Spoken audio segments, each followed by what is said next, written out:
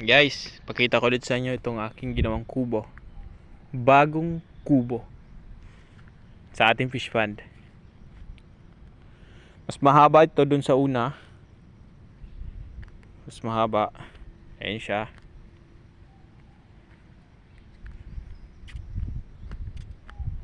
Tipid tong ginawa nating kubo dahil itong ginawa nating parang tulay ay slab yung galing sa chininsong nyog. Mabubulok lang yan. Kaya kinuha ko na at nilagay ko dito. Ang binili lang natin dito ay pako. At ito, yung bubong natin ay galing sa dahon ng nyog.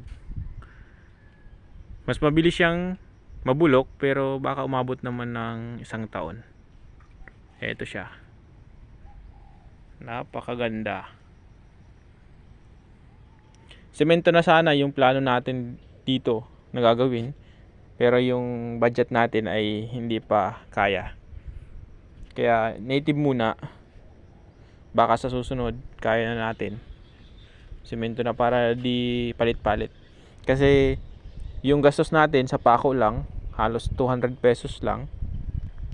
Pero yung pagod naman mapagod masyado. Umabot ata ako ng 4 na araw sa paggawa nito. Di ko na napakita sa inyo yung paggawa kasi walang magbi-video. So ito siya guys. Mahaba to. Yung una hanggang dito lang ata sa part na to. Ito yung bali sobra. Kaya ito siya. Mainit ngayon ang panahon kaya ang ganda ng tubig. Guys. Ito siya guys.